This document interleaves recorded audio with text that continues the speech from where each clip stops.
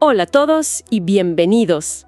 Hoy le vamos a entrar con todo a un tema que es, sin exagerar, uno de los misterios más profundos de la teología. Y de los más complejos, el destino final de Satanás. Exacto, porque por un lado se afirma que Dios es totalmente soberano, pero por otro, pues vemos que el mal sigue muy presente. Es la gran pregunta. ¿Cuál es la cronología real de su fin según los textos? Y ojo, aquí no venimos a dar una respuesta definitiva. La idea es explorar un debate que lleva siglos en la mesa. Sí, las ideas más reveladoras se van construyendo poco a poco. De hecho, nos gustaría que nos dijeran desde ahora en los comentarios, ¿qué idea tenían ustedes sobre esto antes de empezar? Quédense con nosotros porque los puntos se van a ir conectando de formas que quizás no esperan. Exacto. Esto es más como armar un rompecabezas con las piezas que nos dan los textos bíblicos. Y para hacerlo bien, hay que ser neutrales y ver todas las piezas. Vamos a tocar las diferentes corrientes escatológicas, ¿verdad? Sí, premilenismo, amilenismo, pero que no asusten los nombres. La idea es simple, entender cómo diferentes corrientes leen el mismo mapa de eventos. El objetivo es que al final tengamos el panorama completo. Ok, pues empecemos a armar ese rompecabezas. La primera pieza, y creo que la más lógica, es el origen. Totalmente. Para entender el final de algo, hay que entender su principio. Y aquí hay una idea que es fundamental. Los textos presentan a Satanás no como una fuerza eterna opuesta a Dios desde siempre, sino como un ser creado. Y eso es clave. Claro, porque si fue creado, tiene un principio y por lo tanto tiene un fin. Así es. Y los pasajes que tradicionalmente se usan para pintar este origen son Isaías 14 y Ezequiel 28. Y el lenguaje que usan es increíble, ¿no? Muy poético. Potentísimo. Ezequiel 28 habla de un querubín protector, de alas desplegadas, perfecto, que caminaba por el Edén. Y la causa de su caída es muy clara. Tu corazón se enalteció debido a tu hermosura. A causa de tu esplendor corrompiste tu sabiduría. Fue el orgullo, la soberbia. Y luego Isaías 14 lo complementa con esa serie de «Yo subiré», que son el manifiesto de la rebelión. Subiré al cielo, levantaré mi trono. Y el clímax, seré semejante al Altísimo. Es un intento de golpe de estado cósmico, literal. Tal cual. A ver, espera un momento. Sé que esa es la interpretación tradicional, pero si uno lee esos capítulos, el contexto inmediato es otro. Claro. Isaías le está hablando al rey de Babilonia y Ezequiel al rey de Tiro. ¿No es un poco forzado aplicar todo eso a un ser angelical? Esa es una excelente pregunta y es el centro del debate académico. Tienes toda la razón. O sea, ¿cómo se justifica ese salto? Mira, el lenguaje que se utiliza va mucho más allá de lo que podría describir a un simple monarca. ¿En qué sentido? Se habla de estar en el Edén, de ser un querubín, de una perfección original que no encaja con ningún rey terrenal. Entiendo. Un arquetipo, un ejemplo tan perfecto de la soberbia. Que los profetas usaron su caída para describir una caída mucho más grande. Exactamente, la del propio Satanás. Es una especie de doble profecía. Ok, eso tiene más sentido. Usar un evento presente para explicar uno pasado, mucho más grande. Justo. Y aquí es donde la historia se pone fascinante, porque justo después de que la humanidad cae, en Génesis 3, aparece la primera profecía sobre la derrota de este adversario. El famoso protoevangelio. Sí, Génesis 3:15. Es un momento clave.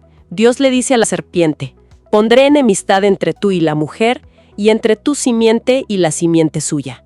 Y aquí viene el golpe. Esta te herirá en la cabeza, y tú le herirás en el calcañar. La metáfora es brutalmente clara. Pero un golpe en la cabeza es definitivo. Es un knockout. O sea que desde el principio de toda la narrativa bíblica, ya se establece que este conflicto tiene un final decretado. No es eterno. Ya tiene un punto final. A ver, déjame procesar eso. Entonces, la primera promesa de un Salvador, la simiente de la mujer que se interpreta como Cristo, Sí. aparece justo en el momento de la caída. Eso cambia todo. Ya no es solo una historia sobre el origen del pecado, No. sino una historia sobre una redención que ya estaba planeada desde el segundo uno. Exactamente. La destrucción de Satanás no es un plan B. Está entretejida en la primera promesa de redención. Y eso nos lleva directamente al siguiente punto de la cronología. Al punto de inflexión cósmico. Claro, la gran pregunta. Si la sentencia se dictó en Génesis, ¿cuál fue el día D de esta guerra? ¿Cuándo se ejecutó el golpe decisivo? La respuesta del Nuevo Testamento es que ese día D no es un evento futuro, No. sino uno que ya ocurrió, la cruz. Colosenses 2:15 lo dice sin rodeos. Cristo desarmó a los poderes y en las potestades, triunfando sobre ellos en la cruz. La victoria legal ya está ganada. Entiendo el punto teológico, pero seamos honestas. Para cualquiera que estuviera allí, la crucifixión parecía una derrota total. Absoluta. Fue una ejecución humillante. ¿Cómo se reconcilia esa victoria cósmica con la devastación humana de ese momento? Esa es la paradoja central del cristianismo. La respuesta está en la intención y el resultado. A ver, El autor de Hebreos lo explica. Dice que Cristo se hizo humano para anular, mediante la muerte, al que tenía el dominio de la muerte, es decir, al diablo. ok. Y aquí hay una palabra griega que es la clave de todo. Catargero. ¿Qué significa? No significa aniquilar o hacer que deje de existir. Significa dejar sin efecto, hacer inoperante, invalidar. O sea que la cruz no fue la ejecución de Cristo. No, fue el desarme del enemigo. Fue como revocarle la autoridad legal a un tirano. El poder que Satanás tenía sobre la humanidad a través del pecado y la muerte. Fue legalmente cancelado en ese momento. Exacto. Ok, ese concepto de catargero como un desarme legal es un giro importantísimo, pero nos deja con una pregunta obvia. Sí, claro. Si fue desarmado en la cruz, ¿por qué el mal sigue tan activo? ¿Por qué su influencia parece tan fuerte? Esa es la tensión en la que vivimos. Los teólogos lo llaman el ya, pero todavía no. El ya, pero todavía no. Es como el final de una gran guerra. El día de la victoria se declara, la guerra está legalmente terminada. Ese es el ya. Entendido. Pero todavía quedan focos de resistencia, batallas aisladas que hay que sofocar antes de que la paz sea total. Ese es el todavía no. Vivimos en ese intervalo, entonces, entre el triunfo legal y la manifestación final de esa victoria. Justo ahí. Y eso explica perfectamente las imágenes que se usan para describir al adversario hoy. Por ejemplo, cuando se le llama león rugiente. Es una analogía perfecta. Puede rugir, puede asustar, pero sus dientes, su poder legal sobre los creyentes, ya le fueron quitados en la cruz. Exacto. El rugido busca intimidar. Pedro dice que anda buscando a quien devorar, lo que implica que no puede devorar a cualquiera. Su poder está limitado. Y Pablo también dice que es el Dios de este siglo. Sí, en 2 de Corintios, que ciega el entendimiento de los no creyentes. Su campo de acción es el engaño. Y su título principal en esta era, El acusador de nuestros hermanos en Apocalipsis 12. Es una amenaza real, pero restringida, acorralada. y es justo en esa idea de restricción donde el debate teológico explota. Uf, aquí es donde se pone bueno. Hablamos de Apocalipsis 20, donde dice que Satanás es atado por 1000 años. Aquí es donde las interpretaciones se van por caminos completamente diferentes. Sí, ¿Qué significa exactamente esta atadura? Si esta exploración de distintos puntos de vista les está aportando claridad, consideren darle me gusta y suscribirse, porque la conversación se va a poner todavía más profunda. bueno, básicamente todo se reduce a dos formas principales de ver este pasaje. A ver, Por un lado, tienes la visión de que la atadura es como una orden de restricción que ya está en vigor. Esta es la postura amilenista y posmilenista. ¿qué significa eso? Para ellos, la atadura ocurrió con la primera venida de Cristo. No significa que Satanás no pueda hacer nada, sino que su poder principal, El de engañar a las naciones. exacto, para impedir que el evangelio se expanda, ha sido neutralizado. El milenio, en esta visión, no son 1000 años literales, sino un término simbólico para toda la era de la Iglesia. El tiempo en que vivimos ahora. Correcto. Una orden de restricción. Es una buena analogía. ¿Y cuál sería la otra visión? La otra visión, la premilenista, lo ve de forma mucho más literal. No es una orden de restricción, es una celda de máxima seguridad. Ah, ok. Para ellos, esta atadura es un evento futuro. Ocurrirá después de la segunda venida de Cristo. Un ángel bajará, lo atrapará y lo encerrará en un abismo literal por exactamente 1000 años. Y durante ese tiempo, su influencia en la tierra será cero. 0. Y Cristo reinará físicamente en un periodo de paz. Ok, las dos posturas son radicalmente diferentes y las implicaciones para alguien que vive hoy son enormes. Muchísimo. Si la primera visión es correcta, estamos en el milenio, y el mal está restringido pero presente. Si la segunda es correcta, estamos esperando que todo eso comience en el futuro. Así es. Quienes creen que el milenio es ahora, tienden a ver la misión de la Iglesia como una expansión gradual del reino de Dios. Quienes lo esperan, a menudo tienen una visión más pesimista del presente. Viendo que las cosas empeorarán hasta que Cristo regrese. Exacto. Pero ambas visiones, y esto es importante, coinciden en la victoria final. Simplemente difieren en el timing. Y a pesar de esas diferencias, ambas coinciden en lo que pasa después de esos 1000 años, sean simbólicos o literales. Sí, en que Satanás es soltado por un poco de tiempo. Y aquí siempre me he preguntado, si el objetivo es la paz, ¿por qué reintroducir el caos? Parece totalmente contraproducente.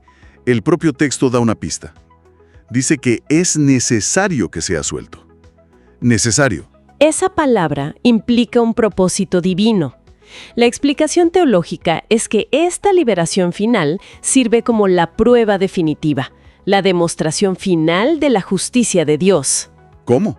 Imagina un mundo que ha vivido 1000 años en condiciones ideales. La liberación de Satanás demuestra que, incluso después de todo eso, el problema de la humanidad no es solo una influencia externa, sino la rebelión que anida en el corazón humano. En cuanto se les da la oportunidad, muchos se rebelan. Es una prueba de fuego, entonces, para demostrar de qué está hecho realmente el corazón humano. Y esa rebelión se describe como una batalla masiva, la de Gog y Magog. Sí, el texto dice que engañará a una multitud numerosa como la arena del mar.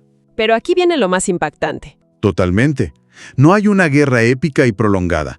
La batalla es abortada casi al instante. El versículo 9 es cortante. Pero de Dios descendió fuego del cielo y los consumió. Se acabó. La rebelión es aplastada de forma instantánea y decisiva. No hay contienda. Y con esa última rebelión fallida llegamos al clímax de toda la cronología, el veredicto final. El fin del camino. Apocalipsis 20, versículo 10. Lo describe sin dejar lugar a dudas. Así es. Y el diablo que los engañaba fue lanzado en el lago de fuego y azufre, donde estaban la bestia y el falso profeta. Y ahí hay un detalle clave que mencionas. Sí, que la bestia y el falso profeta fueron lanzados allí 1000 años antes. El hecho de que todavía estaban allí cuando llega Satanás es el argumento principal. Para decir que el castigo es continuo y eterno. Exacto. Y el lenguaje es muy explícito. Y serán atormentados día y noche por los siglos de los siglos. Esa es la visión tradicional, la del tormento consciente y sin fin. Correcto. Sin embargo, hay que mencionar que existe una visión minoritaria, llamada aniquilacionismo. ¿Qué proponen ellos? Argumentan que en otros pasajes palabras como destrucción o muerte implican un cese total de la existencia. Para ellos, el castigo es eterno en su consecuencia, o sea, es irreversible, pero no necesariamente en la duración del sufrimiento. Es importante señalar que, aunque el debate sobre la naturaleza de ese final es profundo, en la práctica el resultado es el mismo. Exacto. La eliminación total, permanente e irreversible de Satanás y del mal del universo. La justicia y la paz de la nueva creación quedan aseguradas para siempre, sin importar cómo se interprete la mecánica de ese castigo final. Ese es el punto central de toda la cronología, más allá de los debates sobre el milenio o los detalles del juicio. El mensaje abrumador desde Génesis hasta Apocalipsis es uno de soberanía. Es la afirmación de que Dios tiene el control absoluto y de que la victoria de Cristo es segura. El mal es real, su actividad es palpable, pero su fin está decretado desde el principio. Entonces, ¿con qué nos quedamos después de todo este recorrido? Me parece que la certeza de un juicio final no solo sirve para satisfacer una curiosidad sobre el futuro. No, va mucho más allá. Nos deja pensando en algo muy práctico para nuestro día a día. Saber que la justicia final está garantizada, ¿cómo cambia nuestra forma de ver el sufrimiento y la maldad que vemos hoy?